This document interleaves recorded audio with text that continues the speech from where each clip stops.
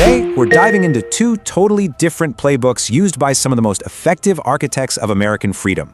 Now, they shared the exact same mission, but their methods, well, they couldn't have been more different.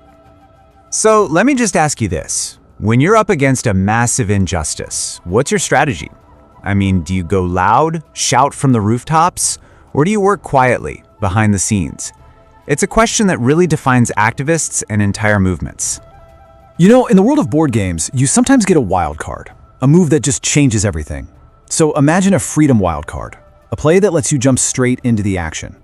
We're going to look at two real-life players who, in the high-stakes game of abolition, played their own incredibly powerful wild cards.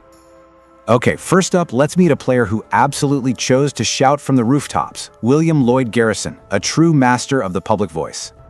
Just think about that for a minute. We're talking about a time with no social media, no 24/7 news cycle. Garrison's weapons were literally just ink, paper, and this unshakable belief that slavery was a moral evil that had to be destroyed. And his main weapon? It was his newspaper, the Liberator. And this thing wasn't just a publication, it was like a weekly moral earthquake. Garrison was not interested in compromise. He demanded immediate, unconditional abolition.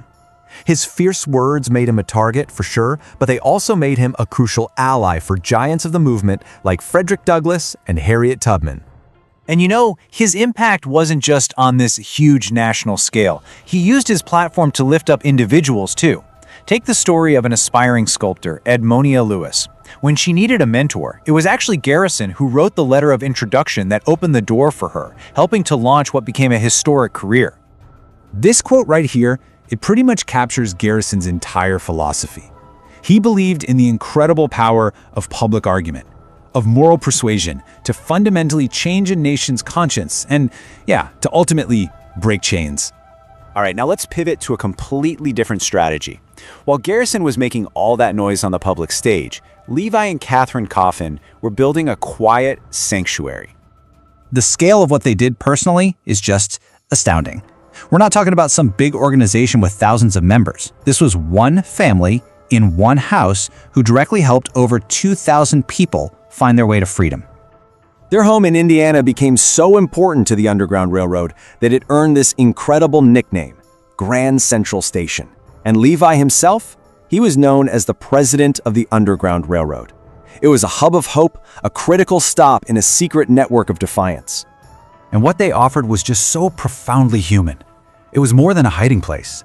It was food for the body, a promise of safety from the people hunting them. And it was a way to restore some faith and dignity. They risked absolutely everything to provide these simple, essential things. So here's the point. For the Coffins, their weapon wasn't a printing press, it was compassion.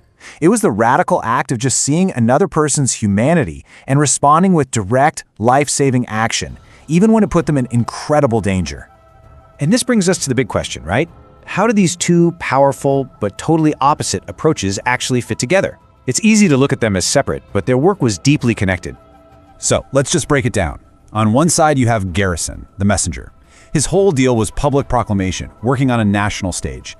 Then you have the Coffins, the guardians, working through secret action, all within a local network. One was all about changing minds, the other was about saving lives. But here's the key, and this is so important. It was never a competition. They were two necessary parts of a single engine for change. Garrison's public outcry shifted the entire national conversation and made slavery impossible to ignore. But that same outcry also raised the stakes, which made the Coffins' quiet, dangerous work of providing an actual escape route even more critical. So one created the moral pressure, and the other provided the practical pathway. So when you get right down to it, they were both architects. They were building a new, freer America using completely different blueprints and different tools, but they were working from the exact same foundation of justice.